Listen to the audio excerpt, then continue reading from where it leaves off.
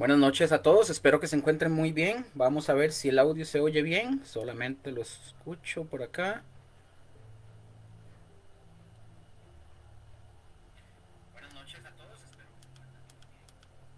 Es correcto, ahí se oye.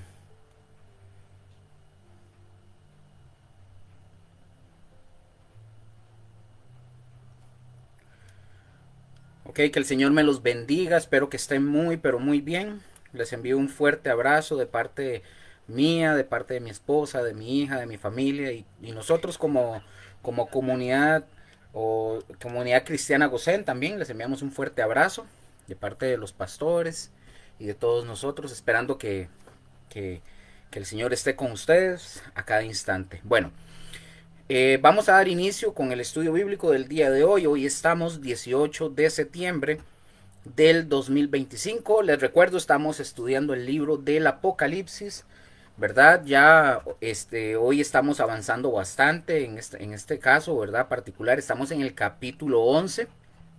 Estamos en el capítulo 11. A partir de 11, versículo 15 en adelante, vamos a continuar.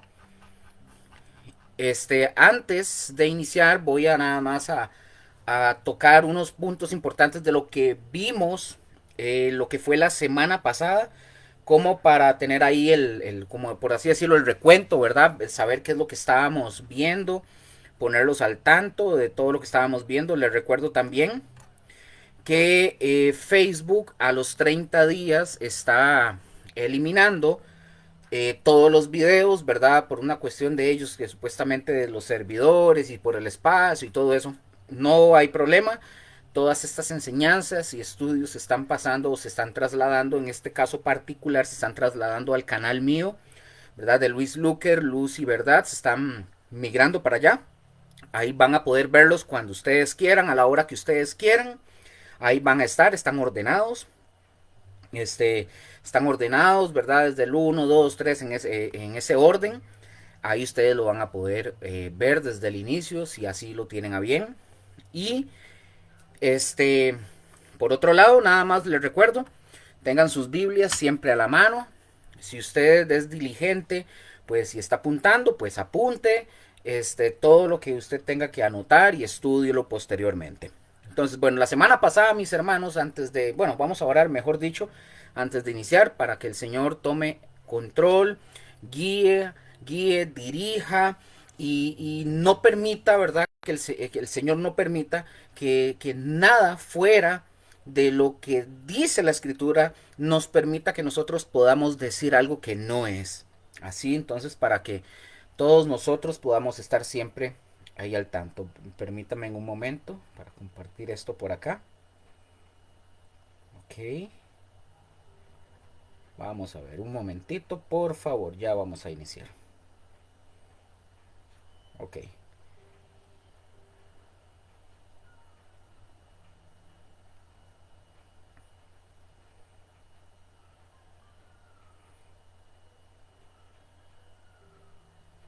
Vamos a ver.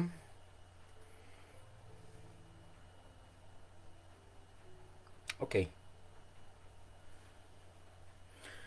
Ok. Bueno, vamos a orar para iniciar, mis hermanos. Padre, gracias te damos en esta noche por la oportunidad que tú nos das a todos y a cada uno de nosotros de estar acá, de poder, Señor, escuchar tu palabra, de poder, Señor, escuchar lo que tú tienes para todos y cada uno de nosotros. También este mensaje, Señor, importante que tú deseas y quieres que las personas escuchen, lo reciban y no solamente lo reciban, sino que también puedan aceptar tu invitación de vivir para ti, de arrepentimiento, de vivir siempre una vida de arrepentimiento, Señor, alejado, Señor, de la maldad, del pecado, y siempre compartir el mensaje a aquellos que necesiten, Señor, de tu salvación, que necesiten de tu presencia. En el nombre de Jesús, Señor, guíanos en esta noche. Instruyenos y yo bendigo a cada uno de los que vengan a ver este estudio, sean conocidos, sean amigos, sean familiares, sean compañeros de trabajo, de universidad, de escuela, de donde sea, Señor. Señor, que tu palabra, Señor, pueda, Señor, transformar la vida de cada uno de ellos, Señor. En el nombre de Cristo Jesús. Amén, amén y amén. Bueno, vamos a dar inicio, mis hermanos, de una vez. vamos a entrar de lleno. La semana pasada, mis hermanos, estábamos estudiando un pasaje, ¿verdad? Antes de terminar y todo esto. Vamos a ver.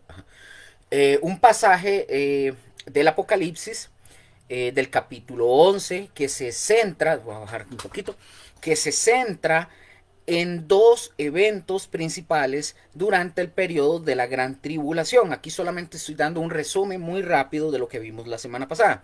Número uno, lo que vimos, la medición del templo, ¿se acuerdan?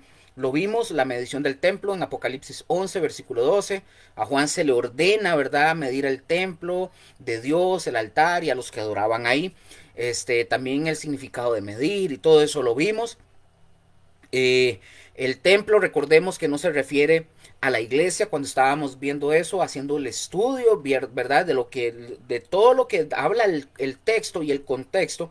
No está hablando de la iglesia, simboliza, ¿verdad? No, sino que es un templo futuro en Jerusalén, ¿verdad? Que va a ser profanado por el anticristo. Vimos el atrio exterior, todo eso lo vimos. Que dice que fuera, que quedó fuera de la medición, o sea, no fue medido y que iba a ser entregado a los gentiles, ¿verdad? Las naciones que pisotearán la ciudad santa durante 42 meses, o sea, 3 años y medio. Vimos el ministerio también de los dos testigos. Vimos su identidad, ¿verdad? Que eran individuos reales o son personas reales, no son simbólicos, ¿verdad? Que Dios levanta, que son similares. No está hablando ni que era ni Moisés, ni que era el otro Elías, no. No podemos, y también llegamos a una conclusión de que no podemos especular sobre sus nombres exactos. Vimos su misión, vimos su protección, ¿verdad? Que van a estar divinamente protegidos hasta que ellos cumplan su misión. Vimos también su muerte, su humillación, ¿verdad? Que iban a ser asesinados o van a ser asesinados. Vimos su resurrección y su ascensión al cielo después de 3 días y medio. Vimos las consecuencias de el que sucedió cuando eso pasa. Un gran terremoto que azotará Jerusalén, matando a 7,000 personas y causando que los sobrevivientes aterrorizados pues den gloria a Dios. Entonces, mis hermanos, de lo que vimos la semana pasada, en conclusión, hablando de esos pasajes, este evento marca el final del segundo ay. ¿Se acuerdan? O sea, el juicio de Dios. Se anuncia, dicho sea de paso, cuando lo vimos, se anuncia el tercer ay del juicio final de las 7 copas, que viene pronto, lo que conducirá directamente al regreso de Cristo para establecer su reino, ¿verdad? Aquí por 1000 años. En esencia, mis hermanos, también así, ¿verdad? En esencia, estudiamos cómo Dios protege y reivindica a sus siervos fieles, incluso en medio de la persecución más feroz, y cómo su juicio y soberanía triunfan al final. Así es como siempre. Entonces, eso fue lo que habíamos visto, más o menos así, a grandes rasgos, para que ustedes o se acuerden o, si tienen la curiosidad, ir a verlo, lo que vimos la semana pasada. Hoy voy a dar, ahora para iniciar en este que vamos a ver hoy, voy a dar un resumen también muy breve de lo que vamos a estar viendo hasta donde el tiempo nos alcance. La adoración como número uno, lo que vamos a entrar a ver hoy, vamos a ver la adoración de los 24 ancianos, donde se retoma la escena de los 24 ancianos. Vamos a ver su acción de gracias, que no es por los juicios pasados, sino por el hecho de que ha llegado el momento definitivo, ¿verdad?, en que Dios va a tomar su poder y establece su reino. Vamos a ver el contenido de su alabanza, el por qué agradecen, porque Dios ha comenzado a reinar, las naciones se airan, ¿verdad? Comienzan a enfurecerse las naciones en contra de Dios por este hecho, lo vamos a ver. La ira de Dios ha llegado, es tiempo de que Dios juzgue a los muertos, recompensar, o sea, dar galardones a sus siervos, a los profetas, a los santos, a todos los que le temen al Señor, y destruir a los que destruyen la tierra. Como punto número 2 también que vamos a estar viendo, vamos a ver la apertura del templo en el cielo, o sea, se abre el templo de Dios en el cielo, no el terrenal, simbolizando que Dios actuará para cumplir todas sus promesas y que su presencia está totalmente accesible. Se ve también el arca del pacto, que simboliza, ¿verdad?, el trono de Dios, su presencia y la fidelidad de sus pactos, ¿verdad?, de sus pactos y todo eso. Vamos a ver también manifestaciones de poder, ahí hay relámpagos, hay voces, hay truenos, un gran terremoto y granizo, etcétera. Todo eso lo vamos a ir a ver como punto número 3. Vamos a ver una introducción también a las grandes señales, ¿verdad? Aquí en Apocalipsis se introduce la primera de una serie de señales, o sea, símbolos con profundo significado. Para bajar esto un poquito, perdón, para ver si lo puedo bajar, es que me incomoda verla tan arriba.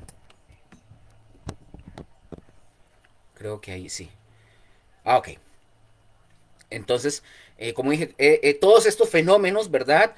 Recuerdan la manifestación de Dios en el monte Sinaí, señalan su juicio solemne y poderoso. Como dije, bueno, ya más bien vamos por la introducción de las grandes señales que dije. Se introduce, como dije, la primera de una serie de señales, símbolos con profundo significado que revelan los actores clave del fin de los tiempos. Vemos la primera señal, por ejemplo, la mujer de Apocalipsis 12, que su identidad, esta mujer simboliza, ya sabemos, simboliza a la nación de Israel, no a la Virgen María, y tampoco es la iglesia, no simboliza ni a la Virgen María ni a la iglesia, y lo vamos a ver porque todo esto hay que responderlo, ¿verdad? Con conocimiento, no con lo que escuché o lo que me dijeron, sino con estudio. La primera señal, la mujer, como dije, y esto de la mujer se fundamenta, por ejemplo, en el sueño de José. En Génesis lo vemos cuando él ve el sol, la luna y las estrellas. En el Antiguo Testamento, ¿verdad? Donde Israel frecuentemente, lo vamos a ver, a estudiar, frecuentemente Israel es representado como una mujer. Lo vamos a ver también.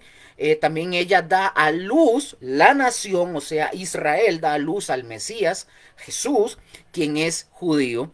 Vamos a ver la descripción también, que es vestida del sol, con la luna debajo de sus pies, etcétera, todo eso. El drama, ¿verdad?, que está encinta, está embarazada y con dolores de parto, representando los sufrimientos de Israel a través de la historia, esperando al Mesías y durante la tribulación. El destino de la mujer, ¿verdad?, que huye a un lugar preparado por Dios, donde es sustentada y protegida por un periodo o durante 1260 días, 3 años y medio. Vemos la segunda gran señal, ¿verdad?, que es el gran dragón, la identidad de quién es el dragón, la descripción, vamos a ver su acción, su objetivo, etcétera. Luego, como punto número 4, en este estudio vamos a ver al hijo varón, que es Jesús, el destino del niño, ¿verdad?, que nace, la profecía, etcétera, etcétera. Entonces, a grandes rasgos, o en resumidas cuentas, mejor dicho, en resumidas cuentas, hoy vamos a estudiar, bueno, hasta donde el tiempo nos dé para abarcar todo esto, la proclamación del reinado de Dios, la apertura del cielo que revela su fidelidad, el comienzo de una sección clave que nos introduce mediante señales a los protagonistas del conflicto final, o sea, Israel como la mujer, Jesucristo el Hijo y Satanás el dragón, y sus respectivos, ¿verdad?, roles en el plan profético. Eso es lo que vamos a ir viendo. Ahora, como siempre lo menciono, tengan sus Biblias, tengan todo. Yo les quiero dar un mensaje con respecto a lo que nosotros estamos aprendiendo en este estudio bíblico y nosotros la responsabilidad que tenemos como iglesia, como congregación, yo como individuo o los pastores, ¿verdad? También como es su responsabilidad. Como siempre yo lo menciono, mis hermanos, con respecto al estudio del Apocalipsis, yo quiero que cada uno de ustedes sepan algo y tengan esta información sobre el estudio que nosotros estamos impartiendo acá, porque algunas personas preguntan y hay que responder. Entonces, para los que nos han estado siguiendo, los que ven este estudio, sea que lo vean en vivo, o sea que lo vean posteriormente ahí en Facebook o en el canal de YouTube, y que nos están siguiendo y que están revisando, ¿verdad?, que este estudio, quiero que sepan que este estudio, de todo lo que hemos venido aprendiendo y enseñando, Está respaldado como número uno para que ustedes lo tengan, solamente esa información para que ustedes tengan esa tranquilidad. No, aquí no vamos a hablar como aparecen hoy en día todos esos pseudoapóstoles, pastores y profetas que ustedes los escuchan hablar y es como que si tuvieran un script, es lo mismo que hablan. Es lo mismo y toman solo frases de un texto para alegrarle el oído a la gente. Nosotros en este estudio tenemos una base sólida, ¿verdad? En la Biblia. No nos estamos basando, como dije, no nos basamos en opiniones ni ideas personales, sino en el análisis cuidadoso del texto bíblico y en su contexto original, incluyendo el significado de las palabras en el griego y con sus conexiones con el Antiguo Testamento, para que lo tengan presente. Número 2, la claridad y la explicación detallada que nosotros tratamos de brindar, ¿verdad? En nuestra humanidad, ¿verdad?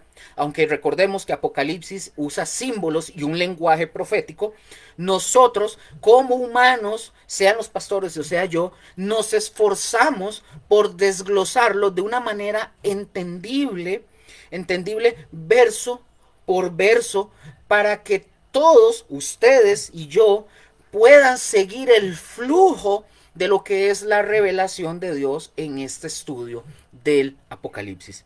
Número 3, también la confianza en la interpretación. Recordemos algo, que a pesar de las distintas posturas, nosotros como congregación, como personas, nosotros llevamos la interpretación de la escritura, la llevamos de acuerdo a la que la misma Biblia ajusta o se ajusta a lo que la Biblia enseña en todo su conjunto, no lo que a nosotros se nos ocurre. Por ejemplo, para dar un ejemplo de esto, cuando nosotros hablamos, por ejemplo, de la mujer o del dragón, nosotros como iglesia, como individuos, como también personas que tenemos que leer y estudiar la palabra de Dios, lo explicamos con referencias claras y evitamos especulaciones alegorizantes o espiritualizar los textos. Eso lo evitamos a lo máximo posible. Y por último punto, para ya ir dando inicio, la aplicación también cuando estudiamos el libro del Apocalipsis, tratamos de hacer una aplicación para la vida cotidiana. Más que solo información, mis hermanos, nosotros lo que estamos buscando es que cada uno de ustedes y nosotros podamos entender cómo estas verdades de la Escritura afectan nuestra fe el día de hoy. La seguridad del cuidado de Dios, la certeza de su reino y la esperanza en su victoria final. Entonces, en síntesis, mis hermanos, nosotros, ustedes y yo, podemos sentirnos seguros de que nosotros estamos aquí aprendiendo de una manera fiel y profunda y accesible y gratuita. Así que para que no le metan gato por liebre, y gratuita y accesible todo lo que hemos estado aprendiendo. Amén. Entonces, Dios tiene muchísimo para decirnos. Amén. Vamos a iniciar con lo que nos corresponde hoy. Entonces vamos a continuar, como dije, mis hermanos, lo último que vimos, bueno, antes de iniciar, ¿verdad? De esto lo que hablamos, usted puede preguntar, usted puede hablar, tal vez yo no le vaya a contestar acá porque yo voy dando el estudio, pero ahí, sea Josué o Mónica o yo posteriormente, si tenemos alguna respuesta o podemos ayudar en algo, le damos la respuesta o vemos que, o lo que necesita, sea oración, sea lo que sea, ahí podemos responder, pero hay que responder. Entonces, no es inventarnos una iglesia, una secta, no un método, es lo que la Biblia dice. Amén. Bueno, vamos a continuar.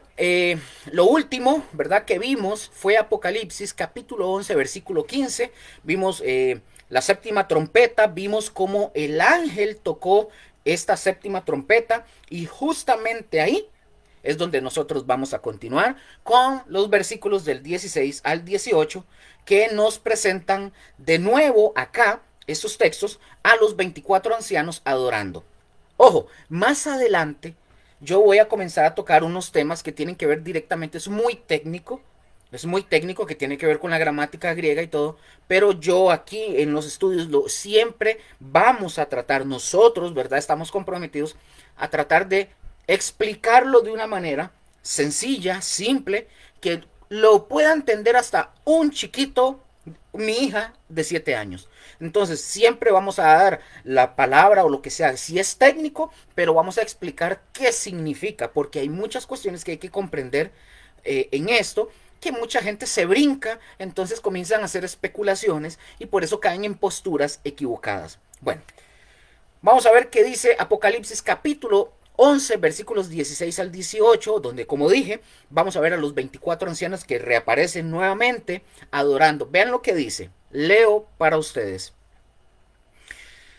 Y los 20, versículo 16 al 18.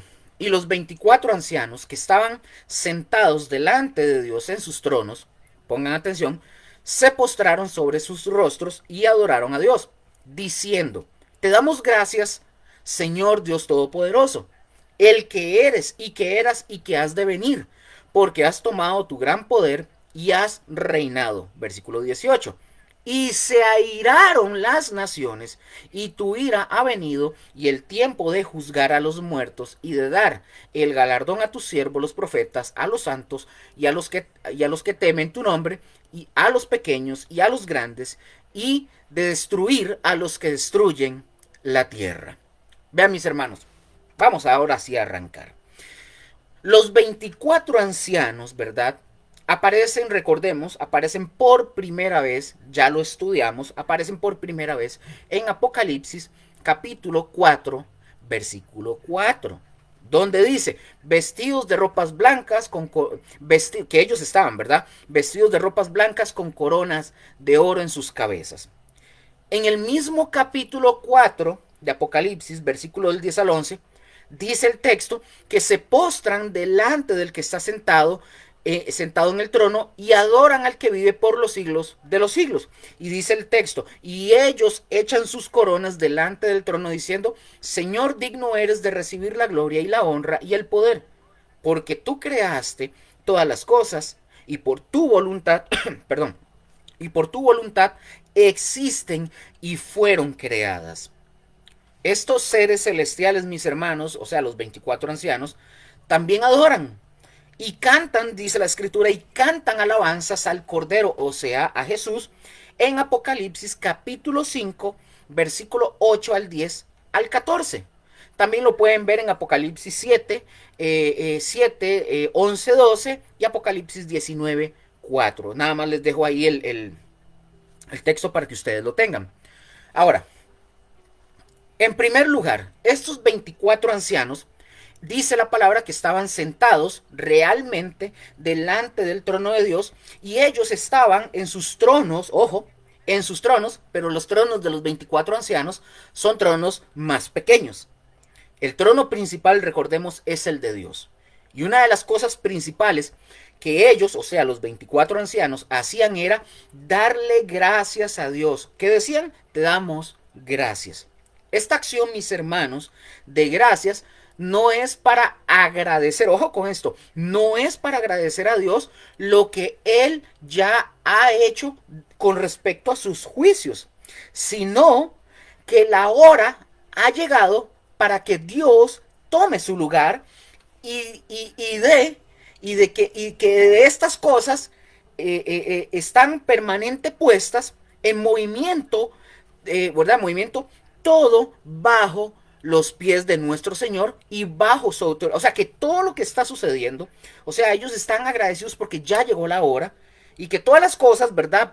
Que están permanentemente, que están puestas en movimiento, todo está debajo de sus pies y debajo de su autoridad, hablando de todo lo que está sucediendo con los juicios. Ahora, pongan atención, esta expresión de gratitud tiene que ver básicamente con la inauguración del reino y la victoria final de Dios sobre todos sus enemigos. Es decir, llegó el momento de su reinado, el reino de Dios está por llegar a la tierra. Y eso es lo que los mueve a los 24 ancianos, por un lado, a la acción de gracias, pero por otro lado, a que ellos den alabanza. Y todos estos eventos, mis hermanos, inminentes, que son puestos en marcha para ser descritos, ¿verdad? Con más detalle. Hola, Roro. Con más detalle. Ahora, viene el tiempo, ¿verdad? Conveniente para el juicio. Pero no solamente viene el juicio para los inconversos. También nos habla de las recompensas. ¿Para quiénes son estas recompensas? Para sus santos, para sus profetas y para todo aquel que invoca el nombre de nuestro Señor. Entonces, mis hermanos, a pesar del hecho de que debe de venir juicio y sufrimiento, que son, dicho sea de paso, son muy duros, los santos y los ángeles anticipan con alabanza su acción de gracias, la gloria del reino de Cristo Jesús que se acerca. De tal manera, mis hermanos, o de tal forma, que Cristo va a tomar el reino como suyo por derecho. Por ejemplo, como lo menciona Efesios, ¿verdad? Aquí se cumplen palabras como estas en el capítulo 1, versículo 21 al 23, que dice lo siguiente de Efesios. Dice: sobre todo principado y autoridad y poder y señorío, y sobre todo nombre que se nombra, no solo en este siglo, sino también en el venidero. Aquí me detengo un momento, está hablando en el contexto de que Cristo fue resucitado con el poder del Espíritu Santo y para luego, ¿qué? Tomar ese dominio. Sigo leyendo, no solo en este siglo, sino también en el venidero, versículo 22. Y sometió todas las cosas bajo sus pies. Me detengo. Es decir, mis hermanos, es el cumplimiento de lo que nosotros estamos leyendo aquí en Apocalipsis, capítulo 11. Pero al saber que viene el reino de Cristo, pongan atención, a saber que viene el reino de Cristo, el reino de Dios a establecerse en la tierra. ¿Qué es lo que hacen las naciones? Según el texto de Apocalipsis, ¿qué hacen las naciones? Dice que se airaron. Vean el versículo 18. Versículo 18 de Apocalipsis. Apocalipsis 11. Y dice, leo para ustedes. Y se airaron las naciones, y tu ira ha venido, y el tiempo de juzgar a los muertos y de dar el galardón a tus siervos los profetas, a los santos y a los que temen tu nombre, a los pequeños y a los grandes, y de destruir a los que destruyen la tierra. Perdón, Rose, ¿me cansa el agua, por favor? Por favor, bueno, sí, Gigi, por favor. Por acá, por favor. Aquí. Gracias. Sí, gracias. Perdón, es para la agüita. Entonces, tal como profetiza, dicho sea de paso, tal como profetiza, por ejemplo, el Salmo capítulo 2, dice, bueno, las naciones se llenan, cuando nosotros llegamos a este episodio, nosotros vemos que las naciones se llenan de ira ante el grandioso acontecimiento de la venida del Mesías. Aquí vamos a entrar en una cuestión técnica y como dije, yo lo voy a tratar de ir explicando. Está tan fácil de entender que lo puede entender incluso hasta mi hija. Pero primero vamos a explicar la parte complicada que es la técnica y posteriormente les explico ya la parte para que sea entendible para todos. Un saludo a mi hermano Joseph. Bendiciones a usted y a su familia. Qué gusto verlo por ahí. Bueno, saber que está por ahí. Entonces, vamos a ver, dice que se airaron las naciones, ¿verdad? En el versículo 18. Ahora, pongan mucha atención. El verbo que se utiliza aquí en esta expresión, se airaron, el verbo acá viene de una palabra griega que es orgizo. Igual se los voy a compartir aquí en la barra de los comentarios de aquí del Facebook. Orgizo. Orgizo. Del Strong 3710. Pongan atención. Esta palabra, perdón, este verbo orgizo, ojo, ya lo que voy a mencionar ya lo hemos venido mencionando como 3 o 4 estudios bíblicos anteriores, pero ya los voy a explicar.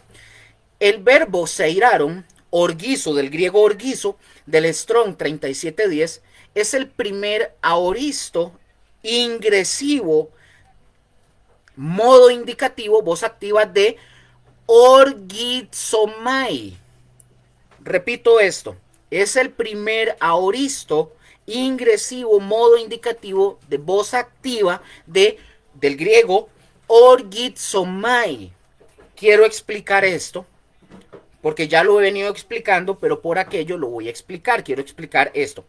Aoristo ingresivo, modo indicativo, voz activa, quiere decir, por ejemplo, quiere decir que alguien, ¿verdad? Para que tengan la idea, que alguien empezó a hacer algo de verdad en el pasado y esa misma persona o ese mismo lo hizo. Alguien dirá, pero Luker, suave, suave, Luker, ¿qué significa eso? ¿Qué significa eso en el versículo? ¿Qué significa eso? Usted me está hablando en chino. Aquí voy. Cuando dice, se airaron, el aoristo, recordemos que el aoristo, bueno, es que yo aquí tengo todo esto de tiempos aquí. Hasta aquí no lo ven ustedes porque yo lo tengo acá para irlo viendo. El aoristo básicamente, yo lo dije en unas lecciones pasadas, para nosotros podría interpretarse como un pretérito, aunque el aoristo no es un pretérito porque el pretérito para nosotros es una acción pasada ya completada. El aoristo nos quiere decir a nosotros, nos quiere hablar de algo como pasado, pero con proyección a futuro. También se le llama el perfecto profético o perfecto o profético perfecto, ¿verdad? Hablando de en ese sentido, o el aoristo profético. Es decir, habla de un hecho como que si ya estuviera completado, hecho, pero que no se ha sucedido porque es de futuro, más o menos para que lo tengan ahí. Entonces, cuando dice se iraron, el aoristo, porque eso es griego, el aoristo indica, cuando dice que se iraron, el aoristo lo que nos está diciendo indica que las naciones comenzaron a enojarse en contra de Dios. No describe o no dice que siguieron enojadas mucho tiempo, sino que empezaron con el enojo, que fue cuando, por ejemplo, es como cuando alguna persona le quita, un ejemplo aquí, pues, lo puede entender cualquier niño, es como cuando un chiquito o alguien le quita un juguete a un niño y de repente el niño se enoja en ese momento. El aoristo sería como la foto justo cuando empezó el enojo de ese niño. Básicamente, así en Apocalipsis capítulo 11, versículo 18, la Biblia lo que nos muestra es que las naciones comenzaron a enojarse en contra de Dios cuando vieron lo que Dios estaba haciendo aquí, que ya Él venía, lo que estaba haciendo y más cuando ya Él venía. Lo resumo sumamente facilito. Se airaron en aoristo, empezaron a enojarse, básicamente. No dice, repito, no dice cuánto duró el enojo, no ese es el punto, no dice cuánto duró el enojo, solamente que ya empezó. Por ejemplo, como lo dijo un día esto mi esposa, es básicamente la narrativa desde la óptica de Juan de un hecho que él observó como en el pasado, pero de un evento futuro. Eso es el aoristo. Entonces, explico esto porque recuerden, esto es un estudio bíblico y esto hay que explicarlo bien. No es solamente una enseñanza de domingo, ¿verdad? Que viene y listo y listo y todo tiene que ser como algunas cosas muy rápidas. Es un estudio en el cual, como es un estudio y es de un solo tema del Apocalipsis, entonces vamos a estudiar esto bien. Para que a ustedes y a mí nos quede sumamente claro y lo puedan entender todavía mejor. El aoristo ingresivo funciona de esta forma, para que lo comprendamos.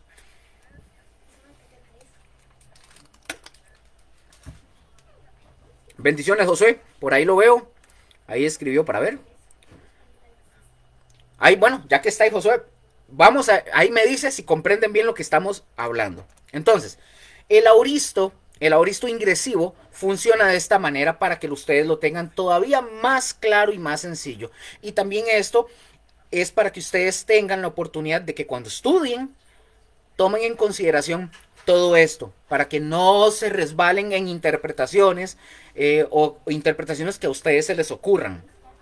El aoristo ingresivo funciona de esta forma. Se utiliza o se usa una forma verbal de pasado, aoristo, pero en realidad no está contando toda la acción, sino que marca el inicio de esa acción. Número 2. En el relato, por ejemplo, como en el Apocalipsis, muchas veces nosotros lo encontramos en contextos proféticos. Entonces, aunque la visión describe cosas futuras, el aoristo las presenta como que si ya ocurrieron o como que si en ese momento empezaran, aunque todavía no ha sucedido. Ejemplo práctico, un ejemplo muy práctico, en Apocalipsis se dice, las naciones se airaron. Bueno, en el griego, ¿verdad? En griego está en auristo ingresivo, que realmente no quiere decir que las naciones ya estuvieron enojadas mucho tiempo. No, no, no, no, no. Sino más bien que comenzaron a enojarse en ese momento. El profeta Juan, por ejemplo, pero en este caso, bueno, el apóstol Juan, ¿verdad? Lo vemos como un profeta porque él está escribiendo esta profecía. El profeta Juan o el apóstol Juan lo presenta como ya visto en visión, pasado, pero en realidad es algo que comenzará en el futuro. Entonces, el aoristo, ¿verdad? En griego, el aoristo ingresivo marca un punto de inicio, como si dijera, ese día, en ese momento, las naciones empezaron a airarse. Es como que si estuviera diciendo eso. Ejemplos, para que ustedes, esto que les estoy dando son solamente ejemplos para que ustedes lo tengan de donde pueden verse este tipo de aoristo ingresivo, porque está el aoristo perfecto, etcétera. Hay muchos que ustedes hay que estudiarlo y hay que verlo detalladamente para poder comprender y poder entender también el tema de la profecía. Ahora, ejemplos en Apocalipsis, Apocalipsis 11:18 es el que estábamos viendo, se airaron las naciones, ahí aparece. El verbo se enojaron, aoristo ingresivo, no significa, ¿verdad?, que ya estaban con ira desde hace mucho tiempo, no, sino que comenzaron a enojarse. Estoy resumiendo nuevamente, estoy resumiendo todo esto para que ustedes se acuerden, para que lo tengan ahí de memoria. Esto es como decía el pastor, ¿verdad? Antes decía, esto lo conoce mi esposa muy bien porque ella es docente, básicamente es arquitecta, pero también nada más le falta la verdad, el proyecto, pero básicamente es docente. Entonces, esto en docencia enseña mucho repetir varias cosas para que les quede grabado, ¿verdad?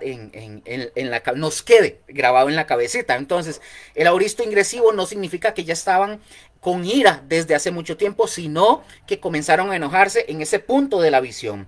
Apocalipsis, por ejemplo, 19:6, reinó el Señor nuestro Dios Todopoderoso también. El verbo reinó es un aoristo ingresivo, más que ya reinó en el pasado, significa que empezó a reinar, o sea, es un hecho de futuro. Ahorita les explico algo con esto. No está aquí en el estudio que les tenía, pero lo voy a comentar. Aquí se marca el inicio del reinado glorioso de Dios, aunque sea futuro para nosotros. El texto dice reinó, como en pasado, como que si ya estuviera reinando, pero en realidad es algo futuro. Apocalipsis capítulo 12, versículo 10. Ha venido la salvación, el poder y el reino de nuestro Dios. El verbo vino, aconteció, también es un aoristo ingresivo que indica que en ese momento de la visión comenzó la salvación en el reino. No se habla de todo el proceso de la salvación, dicho sea de paso, sino del inicio de ese punto específico. ¿Por qué tenemos que entender esto, mis hermanos? Les comento. Cuando yo estuve llevando las clases de escatología, había un profesor que él comentó y hizo una mención muy rápida, les voy a mencionar. Él dice, nosotros aunque vemos que dice que Cristo está en su trono, o Cristo reina o está en su trono, él todavía no está en el trono. Y yo me quedé así, pero ¿cómo? Porque está diciendo esto. Y yo comienzo, no, pero es que aquí me dice el texto. Cuando nosotros comencemos a ver la gramática griega y comenzamos a conocer en el tema de la gramática el aoristo, comprendemos de que el texto nos está diciendo, por ejemplo, y Cristo reinó en su trono. En Apocalipsis, cuando es profético, no nos está diciendo que él ya está en el trono. Sí, él está ahorita haciendo su función de sacerdocio. Eso es lo que está, porque Él viene a reinar. Cuando dice que toda lengua confesará que Él es el Señor y todo esto, eso no ha sucedido, va a suceder. Cuando nosotros empezamos a estudiar y comprender el tema de la gramática, esto que le estoy diciendo, todo esto, créanme, créanme que ustedes van a lograr, ustedes y yo vamos a lograr comprender mucho de lo que quizás uno decía, pero ¿por qué? Y muchas incógnitas que teníamos en la cabeza, entendiendo mucho de lo que tiene que ver con la gramática griega. Por eso les hablé sobre el aoristo. Y no sé, y ahorita no es solamente esto. Más adelante siempre voy a tocar el tema de esto para poder comprender que cosas que son, que puede ser que en el Apocalipsis aparecen como algo ya cumplido, en el aoristo nos está diciendo que es un hecho que es de futuro. Es tan contundente que va a suceder, es básicamente como lo dijo mi esposa. El aoristo lo que nos muestra a nosotros es un hecho que no ha sucedido, pero que está marcado tan tajantemente como algo tan contundente que va a suceder. O sea, ya Dios lo da por un hecho. Eso es básicamente. Pregunto hasta aquí por lo menos a Josué o quien quiera que esté ahí. ¿Vamos comprendiendo lo que estamos aprendiendo? Por favor, escríbanmelo ahí. Ahí yo lo veo. Si no, nos retrocedemos porque el estudio bíblico, aunque tenga una fecha de terminación, podemos extenderlo un poquito más para aprenderlo todo. Me refiero todo, ¿verdad? Todo el estudio, cuando terminemos todos los capítulos. Entonces, volviendo otra vez, una posible traducción de este verbo, podríamos leerla de esta forma. Comenzaron a llenarse de ira, hablando de las naciones en el versículo 18. La ira de las naciones, mis hermanos, recordemos que esta ira de las naciones es en contra del mismo Dios y en contra de Jesús, el Mesías, quien viene, hablando de Jesús, quien viene a tomar posesión de lo que por derecho le pertenece a él. Es decir, el reino del mundo.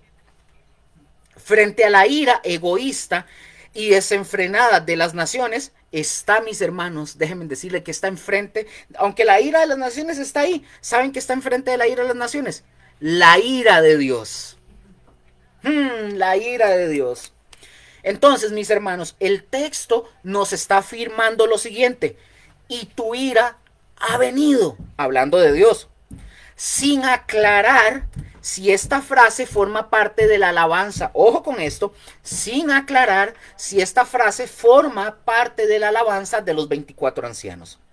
Pero de cualquier manera, mis hermanos, el verbo ha venido, repito aquí, el verbo ha venido en el aoristo indicativo, señala proféticamente la realidad del acontecimiento. Si ustedes ya lograron comprender, si yo me di a entender bien con el tema del aoristo, aquí ustedes van a comprender esto, porque ya les he hablado también lo que significa el tema cuando habla, ¿verdad?, de lo que dice cuando es el aoristo indicativo. Es que ustedes aquí no lo pueden ver, pero un día les voy a mostrar para que lo tengan ahí. Entonces, señala, básicamente, cuando vemos aquí ese verbo ha venido, es el aoristo indicativo que señala proféticamente la realidad del acontecimiento. O sea, la ira de Dios ha sido pospuesta por tanto tiempo que los hombres niegan por completo a un Dios capaz de ejercer ira y venganza. Es decir, Dios se ha reservado tanto su ira que la gente se niega rotundamente a decir, no, es que Dios es amor, Dios al final de cuentas, Dios no va a condenar a nadie y todos vamos a estar así, agarraditos de las manos en el cielo y la. No. El pecado del ser humano nos ha llevado a engañarnos a nosotros mismos, y no solamente engañarnos a nosotros mismos, sino a creer esa mentira de nosotros mismos, de pensar de que por mi cara linda, ay, es que soy tan lindo, soy tan bueno. Hay otros que sí son malos, yo soy tan bueno que Dios no va a mandar a nadie al infierno. Y todos nos vamos a abrazar y besitos para arriba. No. La ira de Dios ha sido tanto tiempo pospuesta que el hombre, el ser humano, se niega rotundamente a aceptar por completo que Dios ¿verdad?, es capaz de ejercer su ira y venganza. Hay una diferencia, mis hermanos, notable entre la ira de Dios y la ira de los hombres. La ira de Dios, mis hermanos, les guste. Usted me puede estar escuchando y viéndome a mí decir esto. Puede ser que usted no esté de acuerdo. Créame que me tiene sin cuidado. Lea la Biblia. Cualquier persona que vea esto y que no esté de acuerdo, me tiene sin cuidado.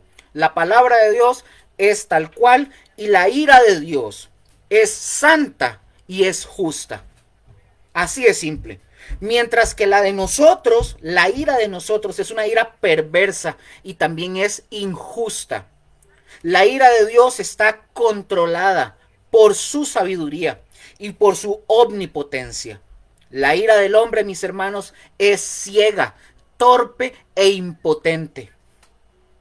Entonces, mis hermanos, el derramamiento de la ira de Dios en los postreros días pondrá fin a la rebelión del ser humano contra el soberano, ¿verdad? Va a detener toda rebelión de los hombres que el hombre ha levantado en contra del Señor del universo.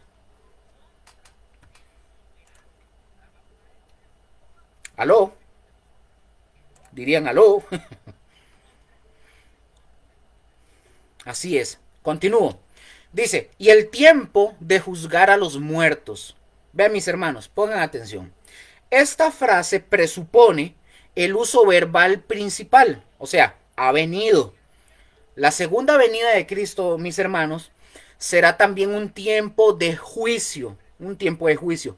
Por ejemplo, el sustantivo para la palabra tiempo viene de una palabra griega que es kairos, del Strong 2540. Se las comparto por acá.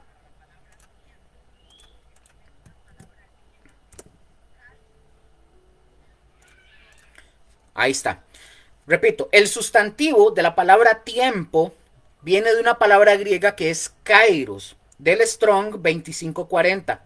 Esta palabra sugiere, mis hermanos, un tiempo fijo y definido con sus características propias. Básicamente es el tiempo correcto, apropiado y favorable. Es básicamente eso. Entonces, observemos que este sustantivo va acompañado del artículo determinado el. Pongan atención, vean que voy lento para que lo puedan comprender. Repito, observemos que el sustantivo tiempo va acompañado del artículo determinado el. Acá, mis hermanos, el énfasis está en la identificación del tiempo mencionado. Entonces, ¿a qué se refiere? Se refiere al tiempo de crisis de los últimos días de la historia, tal como lo estamos conociendo actualmente. Entonces, Luker, ¿qué quiere decir? Que será el tiempo escatológico apropiado cuando Dios tratará con las diferentes categorías de la humanidad. Número uno, será el tiempo de resucitar a los muertos con miras al juicio. Este juicio, mis hermanos, incluye a los que han sido salvados en el Antiguo Testamento, tanto judíos como gentiles, antes de entrar en el reino del Mesías, como lo menciona Mateo 16, 27. Es muy probable, mis hermanos, es muy probable que este juicio incluya también a los que han de comparecer delante. Es muy probable, no estoy diciendo que así va a ser, es muy posible que incluya también a los que deben de comparecer delante del gran trono blanco, como lo menciona Apocalipsis capítulo 20, versículo del 11 al 15. Repito, es posible, no lo estoy aseverando. Número 2. Dice el texto: y de dar galardón a tus siervos los profetas, a los santos y a los que temen tu nombre, a los pequeños y a los grandes. ¿Qué quiere decir? Dios dará el premio o dará el galardón a dos grupos de personas. Número 1, a tus siervos los profetas, como dice el texto. Y número 2, a los santos, es decir, a los que temen tu nombre. Vean, mis hermanos, Las escrituras enseñan que Dios es galardonador de los que le buscan, como dice Hechos capítulo 11, 6. Cuando llegue el tiempo, ¿verdad? Cuando llegue el tiempo correcto, Dios recompensará a quienes le han servido, ya sean pequeños, entiéndase pequeños como usted quiera, pequeños en estatura y pequeños en el sentido, ¿verdad?, socioeconómico. Es decir, también puede ser desconocidos o insignificantes delante de los hombres. O sea, aquellas personas que de alguna manera hayan sido reconocidos y tenidos en alta estima. Pero en el globo o en la óptica tal vez del mundo, tal vez no saben ni quién es Luis Luker y no saben quién es Josué López, tal vez no saben quién es Joseph, ¿verdad? No saben quiénes son, no quiénes somos, pero tal vez Dios o Dios sí sabe quién es usted, a eso se refiere. Punto número 3. Dice, y de destruir a los que destruyen la tierra. Entonces, mis hermanos, el tercer acto divino relacionado con la venida de la ira de Dios tiene que ver con la retribución o el justo castigo dado a los inicuos, aquellos que rechazaron a Jesús, ¿verdad? Por ejemplo, los destructores de la tierra. Esta es una frase que incluye, mis hermanos, al sistema mundial que bajo el amparo de Satanás ha destruido la tierra mediante corrupción ética y moral. No solamente literalmente que han contaminado cosas así, sino es corrupción ética y moral. Incluye también esto al sistema denominado Babilonia, tanto en su aspecto religioso como secular y comercial.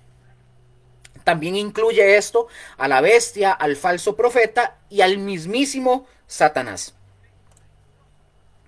Amén. Hasta acá. ¿Vamos bien? Que por favor ahí alguien levante una manita y me diga si vamos bien o no. Entonces, el Dios, mis hermanos, el Dios del cielo, también es el Dios de la tierra. La tierra, esta tierra que ustedes y yo habitamos, es de Dios, porque Él es su creador, a Él le pertenece. Como lo dice el Salmo 24.1, se los dejo nada más para que lo busquen. Él es el creador. Dios creó, mis hermanos, la tierra para manifestar en la tierra, en ella, su reino y su gloria. El hombre, mis hermanos, fue creado para administrar los bienes de Dios aquí en la tierra. Pero qué pena porque la rebeldía, mis hermanos, de verdad, la rebeldía y la desobediencia del ser humano dieron lugar a que el reino satánico, ¿verdad?, de las tinieblas, de ahí, tomaran el control de este hermoso planeta. En el tiempo adecuado, Kairos, Dios reclamará lo que es suyo por creación y porque Él es el soberano del universo. Así de simple. Entonces, mis hermanos, los que destruyen la tierra, tristemente serán destruidos. Y la notoria corrupción y el paganismo del imperio, pongan atención, del imperio, destruirán, perdón, aquí me equivoqué. Sí, me adelanté, ahí, perdón, retrocedo, voy haciendo tu. Dice que entonces, ojo, los que destruyen la tierra serán destruidos. Recordemos algo acá. En los tiempos de Juan, o sea, el apóstol Juan, los destructores de la tierra eran los componentes del imperio romano, cuando se habla en ese sentido. Ahora, la notoria corrupción y el paganismo del imperio, hablando del imperio de ese tiempo, destruían la vida moral de los ciudadanos, en ese sentido, ¿verdad? Y esa corrupción continuará hasta los postreros días. Dicho sea de paso, si ustedes me dicen que eso no está pasando, pues yo no sé en qué planeta vive usted. Cristo, por ejemplo, Cristo anunció que la sociedad humana que poblaría la tierra en los próximos o en los días próximos a su segunda venida será semejante a la de los días de Noé, como lo menciona Mateo 24 del 37 al 39, cuando vimos eso ya en el estudio que ya pasamos del estudio de Mateo. Ahora, ojo con esto. El castigo de Dios, mis hermanos, siempre se va a ajustar para tratar con el crimen, con la maldad de los hombres. Y no hay, y pongo, ojo con esto, no hay nada de arbitrario en esto, absolutamente nada de arbitrario. Las naciones, cuando vemos el texto, las naciones están enojadas, están furiosas de acuerdo a este evento con Dios, y él, o sea, Dios responde. ¿Cómo responde Dios? Con su ira, trayendo su juicio para aquellos que destruyen la tierra. Porque ellos mismos, estas mismas personas, según la escritura, serán destruidos. Ahora, ahora, ¿qué significa que las naciones se airaron? Que se airaron las naciones. Bueno, que el mundo está airado. ¿Y saben por qué está airado? Vean qué interesante. Obviamente, hoy lo vemos, pero para ese momento, el mundo de ese momento, cuando suceda todo esto, el mundo está airado, está enojado, está cabreado, porque Cristo viene a gobernar. No, no, no, no, no están enojados porque Cristo haya hecho una maldad, no, porque Él no hace maldades.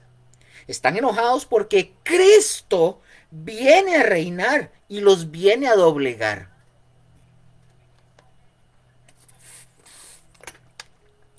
Escuchen esto y se los voy a compartir esta frase. El mundo, mis hermanos, quiere todo, menos el reino de Dios, el reino de Cristo, como lo dice Jesús en una de sus parábolas. Dice, no queremos, ¿se acuerdan que dice? No queremos que este reine sobre nosotros. Cuando los judíos le decían, no queremos que este reine sobre nosotros. El mundo quiere todo, menos el reino de Dios y el reino de Cristo Jesús. Así es simple. El mundo quiere todo. Hoy hay iglesias, pseudo apóstoles, pseudo pastores y un montón de gente que anda diciendo todo eso, que quieren traer la gloria a Dios, pero no quieren al verdadero Dios. Y hay muchos miembros de iglesia que quieren lo bonito que se oye de Dios, pero no quieren a Dios. No quieren que Dios gobierne en sus casas, no quieren que Dios gobierne en sus corazones, no quieren entregarse y no quieren doblegarse. Pero van a la iglesia. Van a la iglesia. Se tiran al suelo, se revuelcan y hacen así, ojos en blanco, zapatean y brincan y todo. Como lo dice Lucas, Lucas 19:14, vean lo que dice. Pero sus conciudadanos le aborrecían. Aquí están hablando de los judíos contra Jesús. Y enviaron tras él una embajada diciendo, no queremos que este reine sobre nosotros. Desde la primera venida de Cristo Jesús, mis hermanos, la gente no quiere el reino de Cristo, no quiere el reino de Dios. Y acá en este momento, en Apocalipsis, el que estamos leyendo, se nos está hablando ya del establecimiento del reino de Cristo sobre la tierra y el mundo no lo quiere. Alguien dijo una vez por ahí que las religiones, o mejor, que dijo, la religión es decente, aparentemente, pero rendirse a Dios es intolerable para las naciones de este mundo. Repito esto, alguien dijo por ahí, las religiones o la religión es decente aparentemente, pero rendirse a Dios es intolerable para las naciones de este mundo.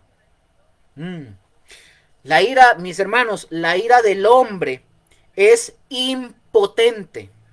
La ira del hombre es impotente, pero la ira de Dios, mis hermanos, es omnipotente. La ira del hombre es malvada, pero la ira de Dios es santa.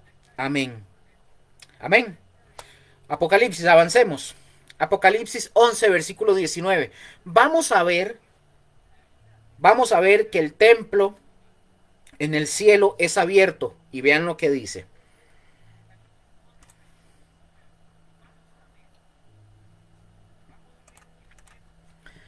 Versículo 19, Apocalipsis 11 dice, y el templo de Dios fue abierto en el cielo, y el arca de su pacto se veía en el templo. Pongan atención.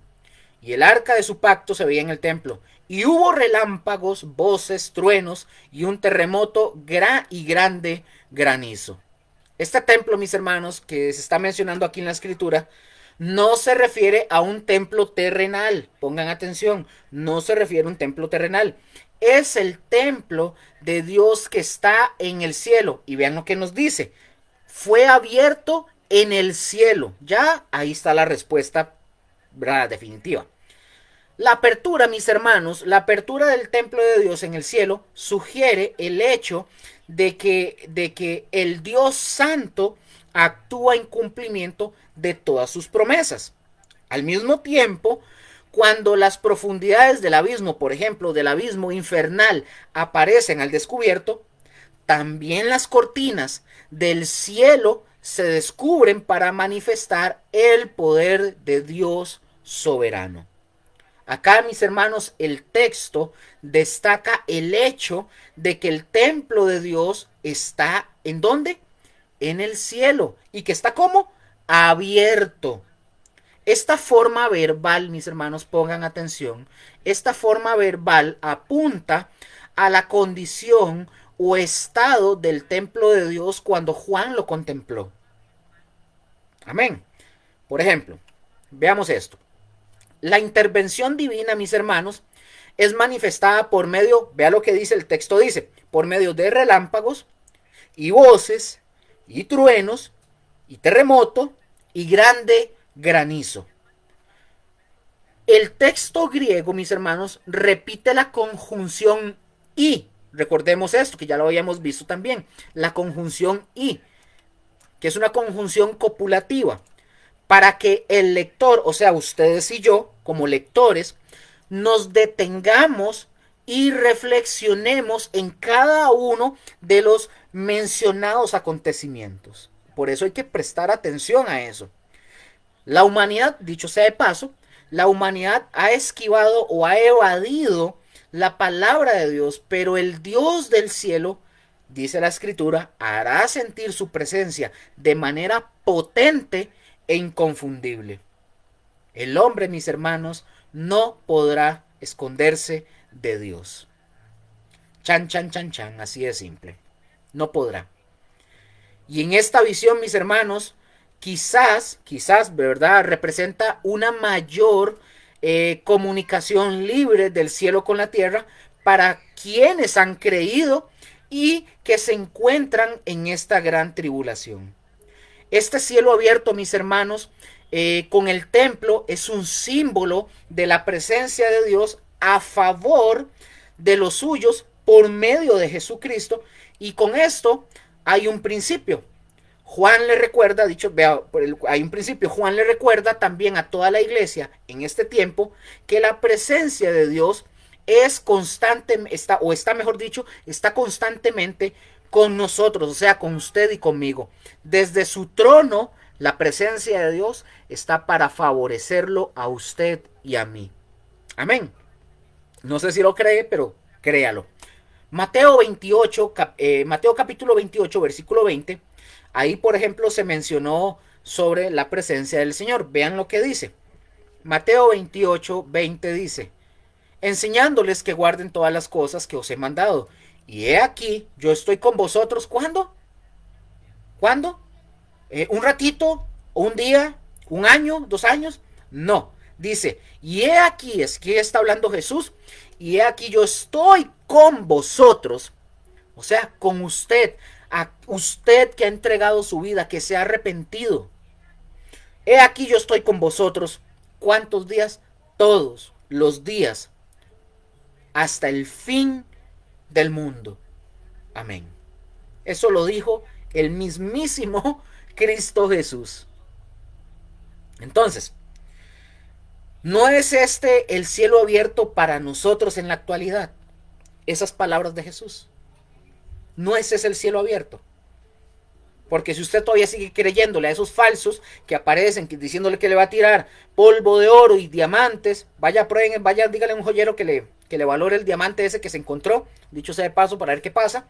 El polvito, luego muelas de oro, luego aceite no sé qué, y bueno, no nos basta con lo que nos dijo Cristo, que estaré con vosotros todos los días, hasta el fin del mundo.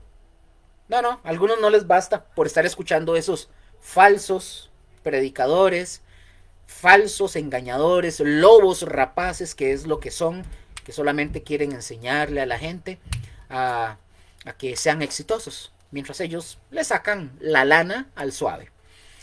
Hay un comentario, dicho sea de paso, que aparece, que parece, mejor dicho, perdón, que parece que los 7 sellos, las 7 trompetas y las 7 copas no representan acontecimientos consecutivos, sino más bien son acontecimientos paralelos. Pongan atención, paralelos que terminan en la misma consumación, pero estas 3 cosas nos representan el desarrollo de los planes de Dios para llevar a cabo la gran finalidad bajo 3 diferentes aspectos que complementan mutuamente. Y Luker, ¿cuáles son? Los leímos en el versículo: el templo, el cielo abierto y el arca del pacto. Ahí mismo el versículo dice: y el arca de su pacto, dice el texto, se veía en el templo. Y recordemos, repito, ese templo no es terrenal, no está hablando de ese templo. Recuerden que la escritura, mis hermanos, enseña que antes, recordemos, ¿verdad? Viendo ese texto que dice que el arca se veía en el templo. Recordemos que en la escritura antes ni siquiera se podía observar. ¿Se acuerdan? Ustedes lo leen, no se podía. Pero la pregunta, ¿quién sí lo podía hacer nada más? Solamente el sumo sacerdote, solo él. Pero ahora el apóstol Juan, aquí en Apocalipsis, dice, si lo vemos desde el punto de vista en representación a Juan, en representación de la iglesia, dice que Juan, él podía ver en el templo el arca del pacto. En el pasado, mis hermanos, el arca del pacto se encontraba en el lugar santísimo, el lugar que se consideraba que estaba la presencia misma de Dios. Y en el pasado, absolutamente nadie podía llegar ahí. Pero sabemos, mis hermanos, que Cristo Jesús rompió el velo y ahora todos podemos entrar y ver el arca. Esta arca, mis hermanos, se refiere al trono de Dios, el lugar donde la resolución mencionada anteriormente va a salir de ahí. Es decir, todo lo que va a suceder va a salir del trono de Dios, o sea, de su misma presencia, y todo va a acontecer. Eso causa, no sé lo que les pueda causarse, pero causa como una sensación de alegría, pero también de temor.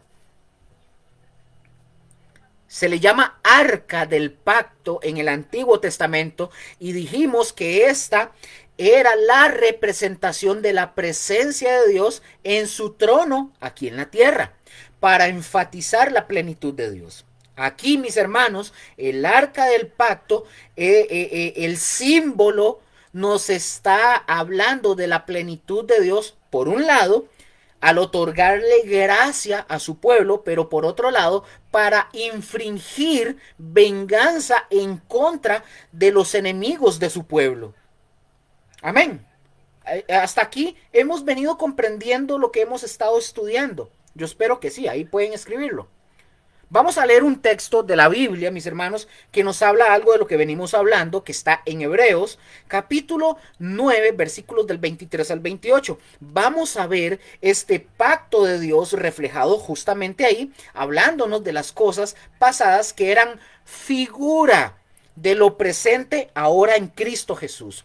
Versículo 23, Hebreos 9, dice: fue pues necesario que las figuras de las cosas celestiales fuesen purificadas así, pero las cosas celestiales mismas con mejores sacrificios que estos. Versículo 24. Porque no entró Cristo en el santuario hecho de mano, figura del verdadero, sino en el cielo mismo, para presentarse ahora por nosotros ante Dios. Aquí me detengo un momento. Nos está hablando, mis hermanos, de un cielo abierto. Nos está hablando de un templo y nos está hablando del arca del pacto de o sea, la presencia, el trono, la presencia, el trono de Dios, básicamente. Verso 25. Y no para ofrecerse muchas veces, como se hacía en la antigüedad, y no para ofrecerse muchas veces, como entra el sumo sacerdote en el lugar santísimo cada año con sangre ajena. Verso 26. De otra manera, le hubiera sido necesario, me detengo un momento, se está refiriendo, mis hermanos, aquí el texto se está refiriendo a Cristo Jesús, y donde se nos presenta que Cristo es superior a cualquier sacrificio, cualquier fiesta, cualquier celebración, la que usted mencione. Aquí Cristo es superior. Y vean lo que sigue diciendo, verso 26. De otra manera le hubiera sido necesario padecer muchas veces desde el principio del mundo, pero ahora, en la consumación de los siglos, se presentó una vez para siempre para el sacrificio de sí mismo, para quitar de en medio el pecado. Y de la manera que está establecido para los hombres, que mueran una sola vez y después de esto el juicio. Versículo 28. Así también Cristo fue ofrecido una sola vez para llevar los pecados de muchos, y aparecerá por segunda vez sin relación al pecado, sin relación con el pecado, perdón, para salvar a los que le esperan. Amén. Entonces, ahí está el pacto de esta arca, esta presencia de Dios, un pacto que Dios hizo y que lo va a cumplir. No solamente lo hizo, sino que lo va a cumplir. Amén. Lo va a cumplir, dicho sea de paso, lo va a cumplir con su iglesia. ¿Cuándo? Llevándosela, y con todos aquellos que en este tiempo, se van a convertir a Cristo Jesús. Es decir, los que se quedan, la gente que queda en la gran tribulación, van a haber muchos que se van a convertir en ese periodo. Y ellos también está hablando sobre eso, ¿verdad? Dice Apocalipsis capítulo 16, versículo 18 al final, en la parte final dice: y hubo relámpagos, voces, truenos y un terremoto y grande granizo. Mira, yo creo que yo me equivoqué y le puse que era el versículo 18. Bueno, en fin, estamos ahí en la parte final del versículo 16. Y grande granizo. Hubo relámpagos en la parte final, sí. Hubo relámpagos, voces, truenos y un terremoto y grande granizo. Perdón, un momento para acomodar esto.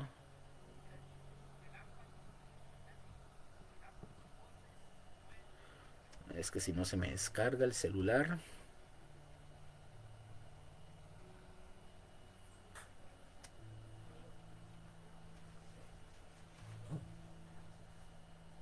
Ahí está. Está cargando ya. Entonces, yo no sé, mis hermanos, aquí hablando de todo esto, yo no sé si ustedes se acuerdan dónde habíamos visto, por ejemplo, algo similar a lo que está mencionando este texto aquí en la parte, en el versículo 16, la parte final, que se menciona esta parte en el texto. Yo no sé si ustedes se acuerdan o tienen memoria, hablando del Antiguo Testamento. Si ustedes se acuerdan o tienen ahí memoria, aquí uno le puede recordar también al profeta Elías, cuando se metió, no sé si ustedes se acuerdan, cuando él se metió a la cueva y vio cosas similares, pero él dijo: ah, no, ahí no está la presencia de Dios, hasta que hubo un silencio, que fue que se dio, que ahí estaba la presencia de Dios. Dios quería, mis hermanos, enseñarle algo al profeta Elías, pero esto tiene relación con la presencia de Dios. Templo, el cielo abierto y el arca del pacto. Y después nosotros vemos estas señales y estas cosas como el gran y asombroso fenómeno, ¿verdad?, de la apertura del templo, la apertura del cielo y la revelación del arca nos muestra que la presencia del Señor está ahí. Es un recordatorio de la presencia manifiesta de Dios, por ejemplo, en el monte Sinaí. Algo similar, por ejemplo, el Éxodo capítulo 19, versículos 16 al 19, es algo parecido. Vean lo que dice. Éxodo 19, 16 al 19 dice: aconteció que al tercer día, cuando vino la mañana, vinieron truenos y relámpagos y espesa nube sobre el monte, y sonido como de bocina muy fuerte, y se estremeció todo el pueblo que estaba en el campamento. Y Moisés sacó del campamento al pueblo para recibir a Dios, y se detuvieron al pie del monte. Verso 18. Todo el monte Sinaí humeaba porque Jehová había descendido sobre él en fuego, y el humo subía como el humo de un horno, y todo el monte se estremecía en gran manera. Y vemos, mis hermanos, qué increíble cómo termina, por ejemplo, el capítulo 11, hablándonos en esta pausa de la grandiosa presencia de Dios, de donde van a surgir, ¿qué? Todos estos juicios. Amén. Amén. Pregunto, antes de entrar en otra cosa, hasta aquí claros con el capítulo 11 de Apocalipsis, claros, vimos lo del aoristo, vimos lo de los ancianos, todo lo que vimos, quedamos claros con eso. Más adelante, repito, con el tema de la gramática y eso lo vamos a seguir viendo para que ustedes lo manejen mejor y lo tengan todavía más claro. Hasta aquí yo espero que estemos claros. Bueno, vamos a dejar aquí el capítulo 11 y vamos a entrar de lleno al capítulo 12, ¿verdad? De Apocalipsis. Aquí vamos a ver la mujer, el niño y el dragón. Esto no es una novela, ¿verdad? No es una novela de Televisa ni nada por ese, nada de eso. Es la Biblia.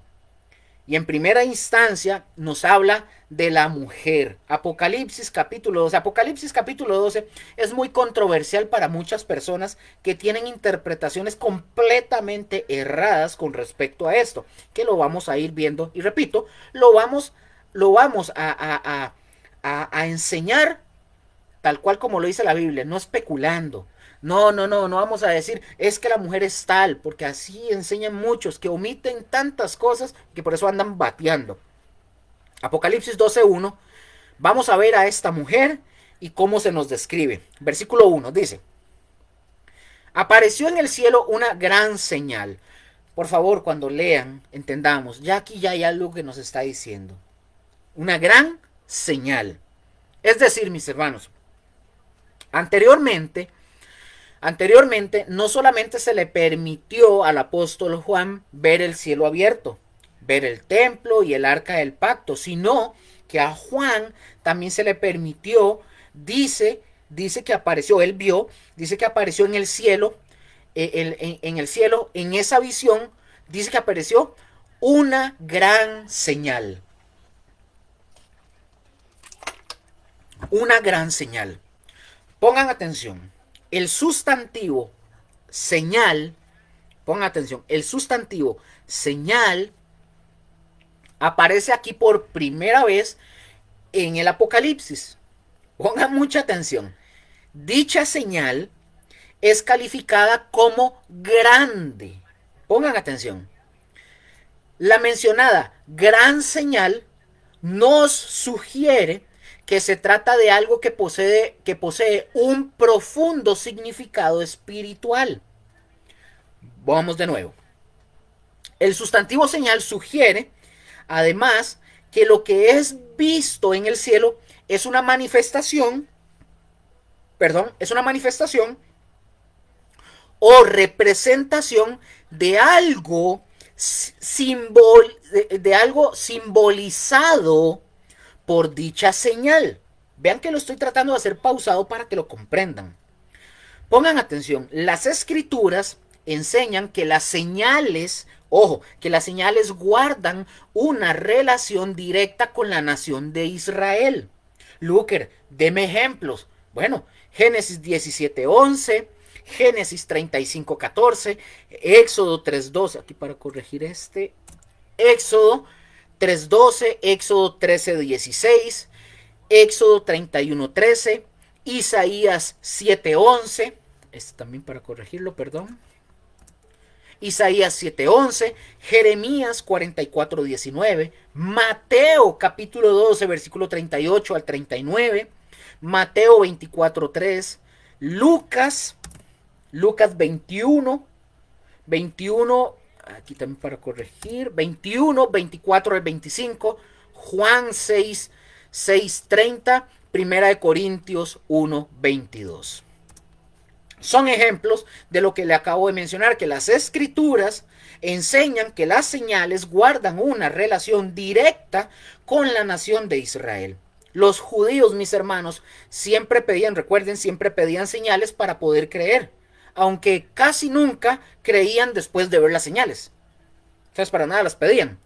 Entonces, observemos algo interesante, que Juan aquí, ponga mucha atención, porque aquí es donde mucha gente se resbala y dicen cosas que el texto no dice.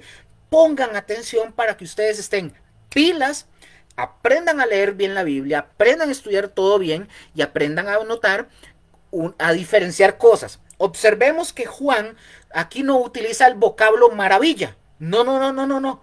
O portento. No, no, no, no, no. Sino que utiliza el término señal.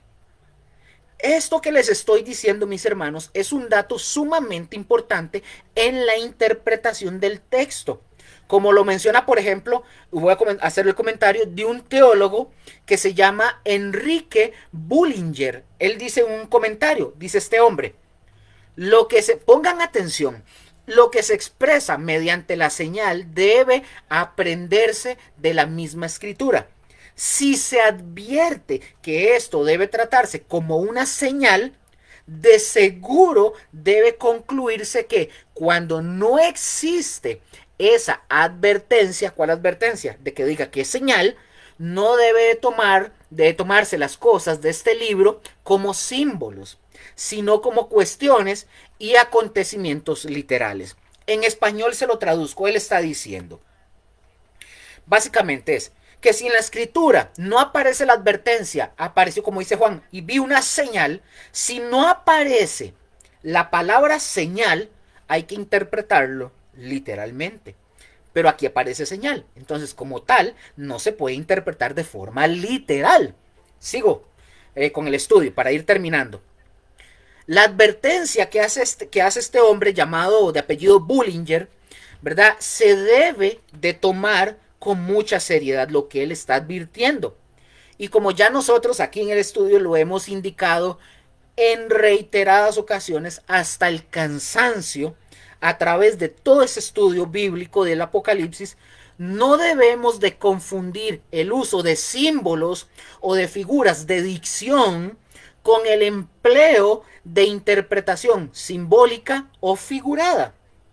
Ojo, tanto en Apocalipsis capítulo 12 versículo 1 como tanto en Apocalipsis capítulo 12 versículo del 1 al 3 como en Apocalipsis 15:1, Juan, el apóstol Juan, utiliza el vocablo señal para significar, en este caso, un espectáculo que apunta hacia la consumación.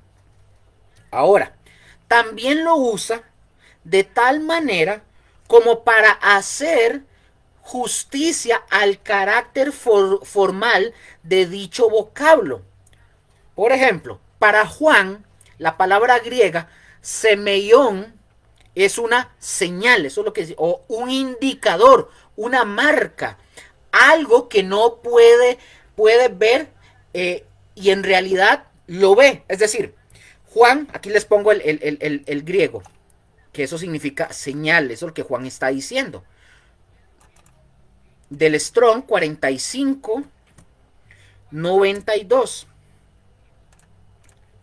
Entonces, para Juan, la palabra en el griego semeión es una señal. La señal es un indicador o una marca, algo que uno puede ver y en realidad lo ve. Ahora, pongan mucha atención. Es una realidad llena de significado, pero que no es un fin en sí misma, sino que tiene como objeto que los hombres miren más allá de ella. Ojo, en el caso concreto de Apocalipsis capítulo 12, versículo 1, la señal, aquí para corregir un momento, la señal no es un acontecimiento, sino una persona que posee un significado especial. Espero que me pueda ir dando a entender en esto. esta señal, mis hermanos, se proyecta tanto hacia el pasado, o sea, ¿a qué me refiero cuando digo hacia el pasado? Se proyecta hacia el pasado el nacimiento de Jesús, del Mesías, cuando Él nace de la Virgen María, como hacia el futuro. ¿Cuándo? Cuando Él, o el día, mejor dicho, en que Jesús regirá a las naciones como soberano de todo. En eso está apuntando la idea de esta señal. Vean mis hermanos, se han hecho muchos esfuerzos por atribuirle un trasfondo pagano al pasaje de Apocalipsis capítulo 12. Se dice que Juan, familiarizado con la mitología de los pueblos de aquella geografía de aquel entonces, no duda, dicen ellos, no duda en nutrirse de dichos mitos y adaptarlos al propósito del Apocalipsis. Hay otros que creen que el origen literario de Apocalipsis capítulo 12 reposa en la mitología babilónica, en la cual la diosa Tiamat, el monstruo acuático de 7 cabezas, que es vencida por Marduk, el más sabio de los dioses y dios de la luz. La victoria, según lo que algunos dicen, la victoria de Marduk sobre Tiamat, según la mitología babilónica, resulta en la elevación de Marduk al grado más alto del panteón, siendo honrado incluso por sus padres. Aquí se los comparto, no se los voy a leer para poder terminar bien con el estudio bíblico. Aquí les digo en este texto quién es Tiamat, aquí está para que ustedes lo puedan ver. Esta información ustedes la pueden buscar en sus estudios, ustedes pueden indagar todo lo que ustedes quieran. Otras personas piensan, mis hermanos, que el apóstol Juan extrajo información de la mitología greco-romana que narra el nacimiento del dios Apolo. El mito dice que Leto, madre de Apolo, dice que, según la mitología de ellos, dice que la madre de Apolo huyó a la isla de Delos para escapar de la ira del dragón Pitón, quien quería matar al recién nacido, o sea, Apolos, hijo del dios Zeus. Apolo, según esta mitología o esta historia de ellos, según ellos, Apolo escapa de la persecución del dragón, regresa a Delfi y allí mata a su enemigo, o sea, a este dragón. También se ha especulado, mis hermanos, que Juan conocía la historia del nacimiento y la muerte a la edad de 10 años de un hijo del emperador Domiciano. Se ha sugerido también que Juan conocía la leyenda de que al morir el hijo del emperador, supuestamente fue arrebatado para Dios. Posteriormente, esos son puros cuentos que la gente ha dicho para tratar de ver cómo le hallan para poder tratar de como ponerle un tropiezo según ellos a la Biblia, cosa que no van a poder. Posteriormente, hablando de esta historia de Domiciano y el hijo, Domiciano proclamó que su hijo era un dios y ordenó la impresión de monedas para honrar la memoria de su hijo. Pero mis hermanos, todas estas especulaciones pasan por alto varias cuestiones que son de vital importancia. En primer lugar, Juan, el apóstol Juan, sin duda alguna, estaba estrechamente vinculado con la literatura del Antiguo Testamento. Era judío. Y la literatura del Antiguo Testamento y con su teología. Las enseñanzas del Antiguo Testamento combaten el paganismo y destacan la persona de un Dios santo y sobrenatural. La mitología pagana, mis hermanos, es politeísta y es grotesca, dicho sea de paso. A través del libro del Apocalipsis, en segundo lugar, Juan ha expresado con contundencia su repulsión a los conceptos cosmológicos paganos y ha mostrado un apego irrenunciable a la revelación divina. Es decir, recuerden que él era judío y él estaba apegado a todo lo que él venía aprendido de su cultura. Sin negar, mis hermanos, sin negar que el apóstol Juan tuviera conocimiento de la existencia de los mitos paganos, hay que afirmar que el argumento del Apocalipsis tiene como centro el hecho de que el soberano rey, el Mesías, Jesús, va a gobernar las naciones con justicia y paz. Los mitos paganos, mis hermanos, presentan un politeísmo totalmente aberrante en el que los dioses se matan, por ejemplo, unos a otros y escasean conceptos éticos de cualquier tipo de clase. Ustedes vayan y vean todo lo que tiene que ver con los dioses griegos. Es una locura completamente. En lugar, por ejemplo, en lugar de copiar escenas paganas, lo que el apóstol Juan hace es corregir conceptos torcidos producto de las fantasías de los seres humanos. Amén. Entonces, para ya ir finalizando, tenemos que considerar mucho esto. Una gran señal. ¿Y cuál era esta señal? Para ir terminando, dice el texto: una mujer vestida de sol, con la luna debajo de sus pies y sobre su cabeza una corona de 12 estrellas. Pregunta del millón: ¿dónde hemos visto esto alguna vez nosotros? ¿Dónde lo hemos visto? ¿O dónde lo ha visto usted?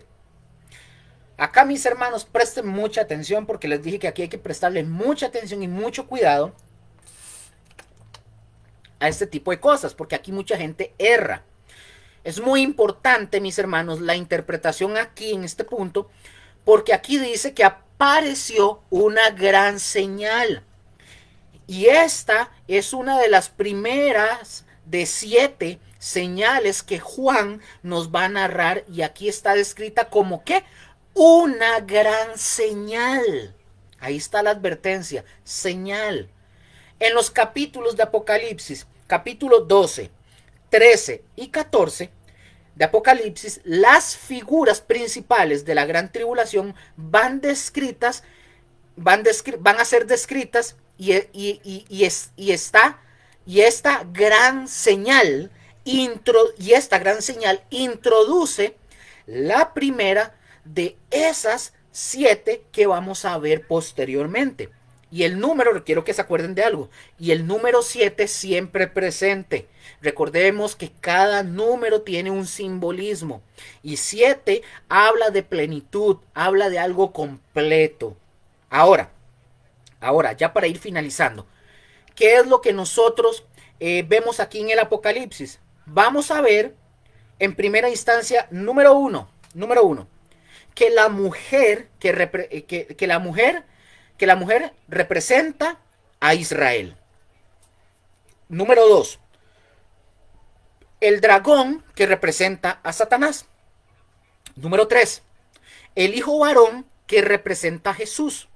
Número 4, donde mucha gente también erra, principalmente los testigos de Jehová, el ángel Miguel, que representa la cabeza de las huestes celestiales. Número 5, el vástago de la mujer representando a los gentiles que vienen a la fe en la gran tribulación. Esto lo vamos a ver en el capítulo, en este capítulo, dicho sea de paso.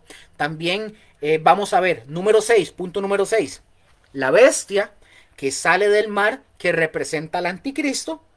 Y número 7, vamos a ver a la bestia que sale de la tierra.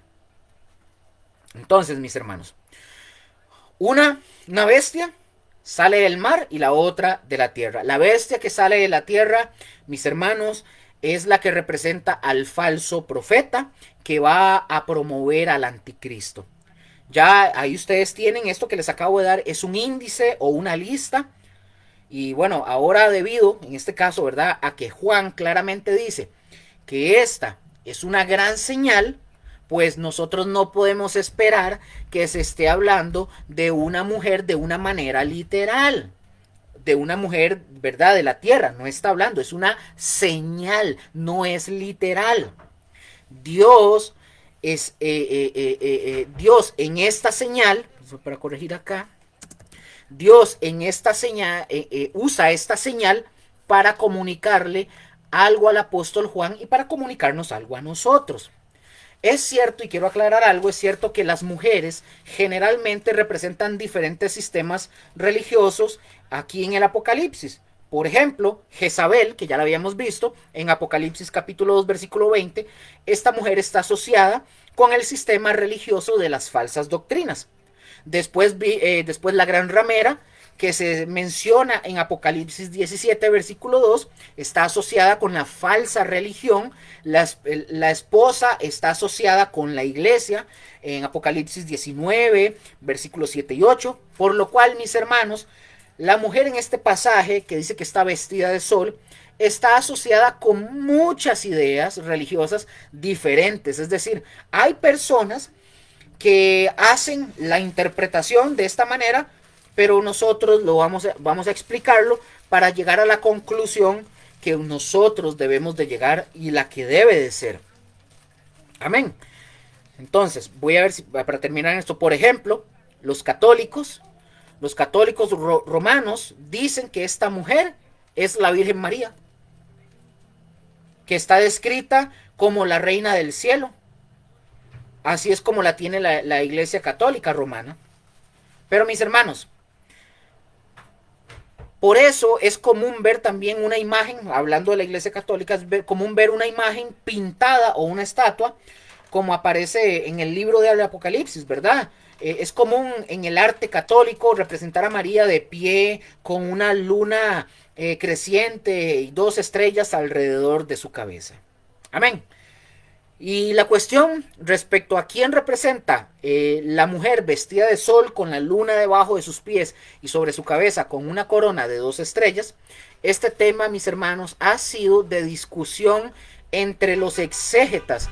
Los católicos, como dije, afirman que se refiere a la Virgen María y a la iglesia, pero esta afirmación, mis hermanos, tiene que ser rechazada debido a su deficiencia exegética de las escrituras y del estudio objetivo de la historia bíblica. La única semejanza, mis hermanos, entre la Virgen María y la mujer de Apocalipsis 12:1 es que ambas, hablando de María, ¿verdad? De esto, lo que ellos dicen es que ambas son madres, nada más. La inclinación a identificar a la mujer con la Virgen María descansa sobre el uso de una terminología similar que se utiliza en Mateo capítulo 1 versículos 18-23 para describir a María en su embarazo, y el parecido del lenguaje con la profecía de la concepción virginal en Isaías capítulo 7 versículo 10 del 10, 11 y 14. Y un serio impedimento que confronta la identificación con María es que la mujer de Apocalipsis, de capítulo 12, versículo 1, es designada como una señal. Es decir, una mujer simbólica. Amén. Y voy a terminar con esto. También debemos de tener en cuenta de que en Apocalipsis capítulo 12 versículo 17 también se menciona que el resto de la descendencia de ella, hablando de esta mujer que aparece en la visión, en la señal, es perseguida, ¿verdad? Es perseguida por el dragón. Todos estos factores exegéticos descalifican a la Virgen María como la mujer de Apocalipsis capítulo 12 versículo 1. Básicamente, esta mujer que estamos hablando, vestida del sol, debe ser identificada única y exclusivamente con Israel. Amén.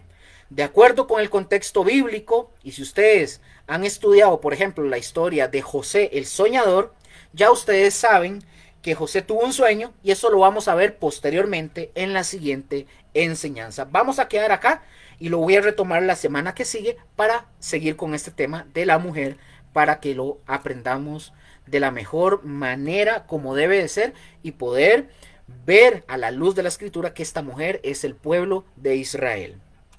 Amén. Bueno, mis hermanos, acá vamos a terminar. Ya me tomé 9 minutitos de más. Vamos a orar para despedirnos y agradeciéndoles a ustedes por su tiempo. Y les recuerdo, inviten a más personas a que puedan venir al estudio.